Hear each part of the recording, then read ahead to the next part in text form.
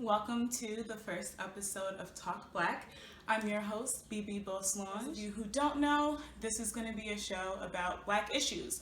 So we'll talk about everything from academic issues to pop culture and everything that ranges in between. So if that sounds like something that may interest you, like, comment, and subscribe. And without further ado, let's get into this week's topic. This week, I really wanted to talk about the notion and practice, or rather lack thereof practicing, of reciprocity. I don't know if you guys have seen it. There's this show on VH1 called Couples Retreat. It's basically when a bunch of celebrity couples get together, like 4 or 5 of them, and they go through couples therapy sessions, but they're also on vacation. It's a reality TV show. Anyway, for the past few days, there's been a clip going viral of Yandy and Mendeecees. For those of you who don't know who they are, they were well, I still think they are, but they're a couple on Love and Hip Hop New York. And their story is interesting because Yandy, who's this woman who's got like 50 different hats that she wears career-wise, and she's a mom and a wife, she came on the show first and then brought Mendeecees on. They got married, and right after they got married, Mendeecees had to go serve time in federal prison. To quote him, sounds like somebody just got offline, but to quote him, he said that he spent 4 years, 10 days, and 3 hours in federal prison. And during all of that time, Yandy remained completely faithful. She, quote unquote, held it down, right? Like, she did everything that a wife, mother needed to do to support him and get him, when he came back out, to make a smooth transition. And the reason the clip from the show Couples Retreat is going viral is because there was a game that AJ Johnson, you guys may know her from the movie Baby Boy, but now she's a life and relationship coach. So she's the relationship coach for the show currently. And she had a game set up, or an exercise rather, called Ring of Fire, where the couples would sit directly across from each other and they would discuss an issue or multiple issues that they have going on within their relationship. For Yandy and Mendeecees, this issue was insecurity, and Yandy brought up that she felt like there were some insecurity issues because of his time in prison. This is where the juicy part comes. Well, at some point, I believe it's either Yandy or AJ, but they raised the question, if the shoe was on the other foot, would you have done the same for Yandy as she has done for you? And this Black man, and I think it's important to say that he's a Black man because he is married to a Black woman who literally did everything that, from the outside looking in, literally did everything right. He says he's not sure. He doesn't know what he would do. And that could not, you couldn't get a bigger slap in the face.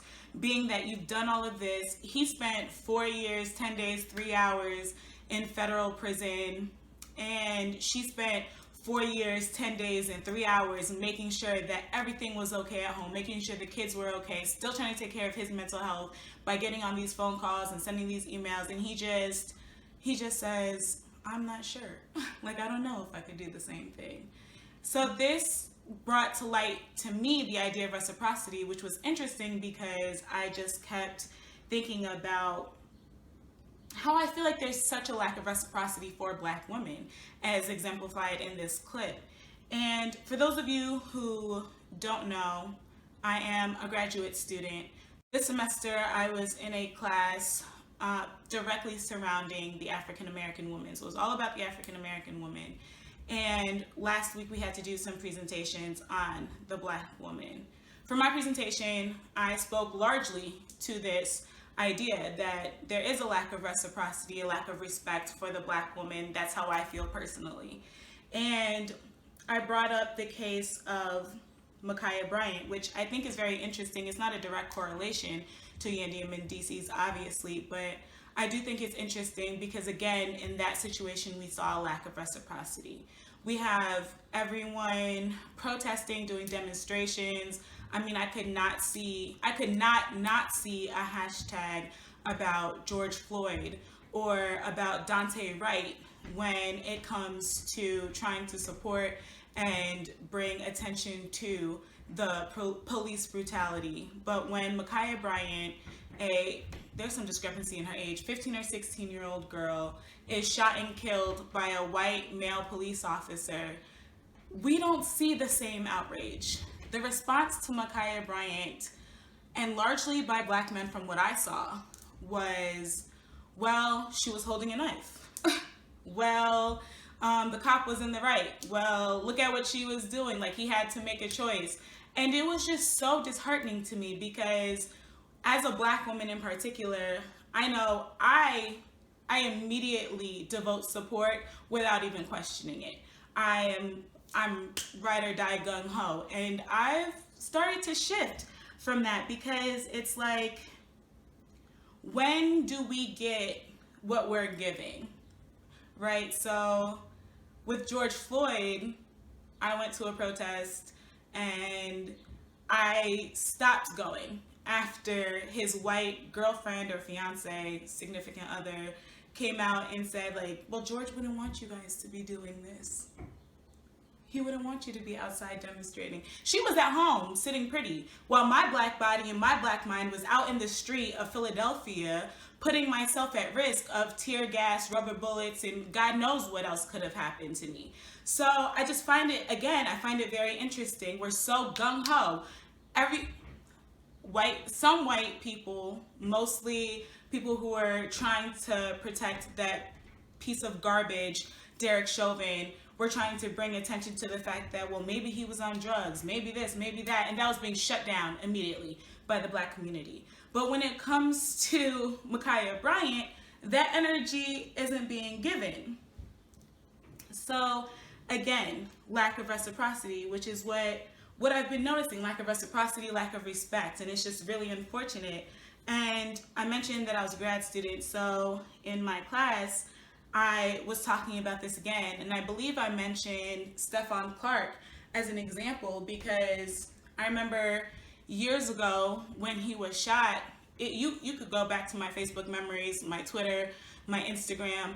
I was going so hard for this young black man, and I talked about this in a different video, but to see putting in all this effort and all this energy in support of him, rallying behind him and his family, then to only turn around 2 days later and see that he had posted a tweet that was, and I don't want to misquote it, but it was something to the effect of, I don't want anything dark around me, dark B words bring dark days, only thing black around me I want is an Xbox.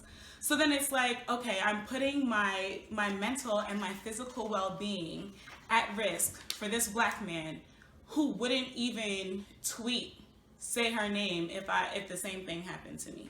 So I don't get it, and I'm not sure why this isn't something that we're seeing more. This should not be a conversation that we're having today. Last year, I was a co-host on a podcast, and we discussed the strong black woman trope. And this feels very reminiscent of that. So I'm confused as to how come we're here a year later and we're still discussing the same thing. Like, where is the protection for black women? And in my presentation, I did discuss this a little bit. I talked about, there's this framework called Her01nism. And one of the tenets of Her01nism is working in concert with males. Essentially, that just means being able to work with the black man to bring a truth, justice, order, harmony to the black community. And particularly, I said that that's not the case, and I brought up the examples that I've mentioned thus far. And one of my classmates, he thought he was slick because I don't think this was originally part of his presentation, and he went after me. But he tried to make the point that Darnella Frazier, I hope I'm saying her name right, but Darnella Frazier, the 17-year-old young black girl first of all, 17-year-old girl who recorded the video of George Floyd dying. He tried to use that as an example of Black men or the Black community rallying behind a Black woman. So again, she's not a woman, she's a girl, she's 17 years old. So that annoyed me. And then two, it also annoyed me because of all the Black women to try to choose for that example, you chose a Black girl who had protection that was incentivized. The reason people wanted to keep Darnella safe was because she was the one who had the most damning evidence against Derek Chauvin in the murder trial. If she didn't have that evidence, I'm not sure that people would be trying so hard to keep her alive and keep her safe. And I say that earnestly because we have plenty of examples of that. So I felt like it was just a trash example. And honestly, it gave me Kevin Samuels vibes. If you don't know who Kevin Samuels is by now, then you probably have a lot of good people that you're following on your social media, and that's a good thing. Keep it clear of him because he is a waste of sperm and egg in my opinion, and I could care less what anybody has anything to say about that.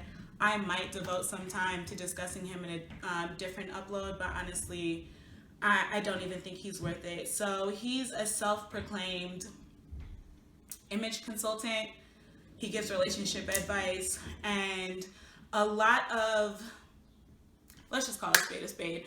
The reason he has such viral popularity is because he disrespects Black women in his videos.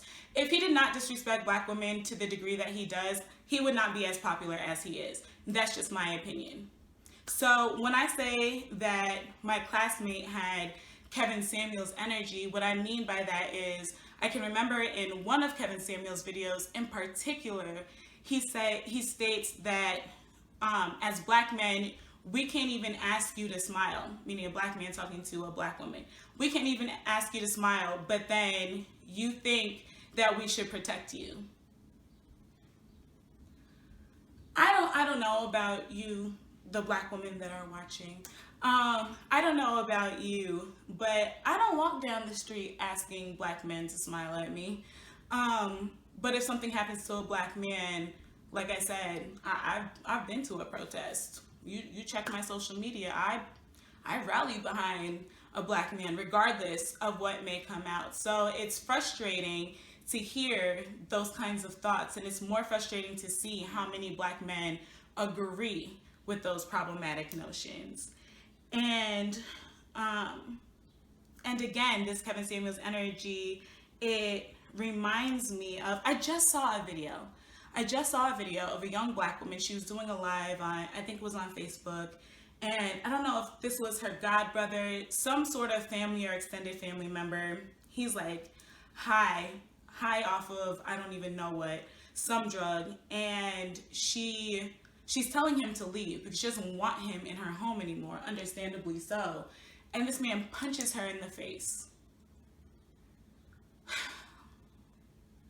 And again, reminiscent of MaKhia Bryant, a majority of the responses weren't, what's wrong with him? Someone needs to call the police. He needs his A beat. It was, well, what did she do? Then there was the assumption that they were in a romantic relationship. So it was like, well, what did she do? I bet she won't do it again. Well, she chose to stay with him. That can't be the first time that he hit her. And it's just like, I don't even know. It just angers me so much because I just don't get it. I just don't get it.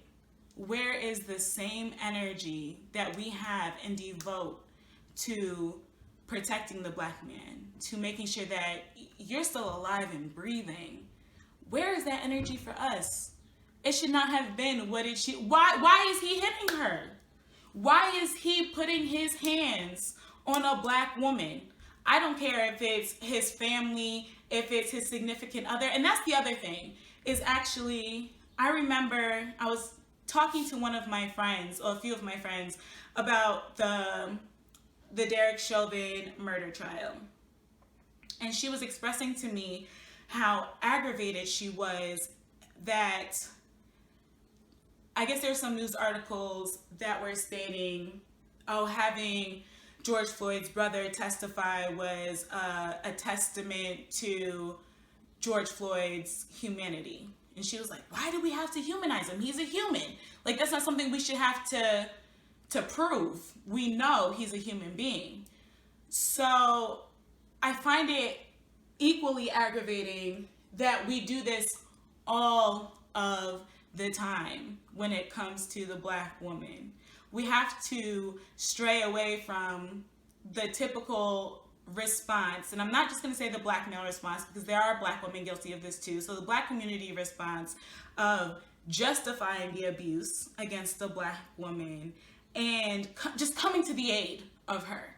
So the statements like, well, that could be your sister, that could be your mother, that could be your daughter. We shouldn't have to, quote unquote, humanize the Black woman for her to be treated as a human being. And it's very frustrating. So I had to get that off my chest.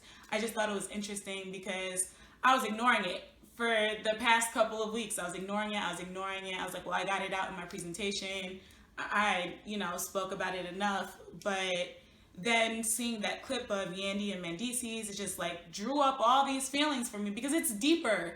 It's deeper than just a reality TV show, and that's their real life, but it is deeper than a reality TV show clip.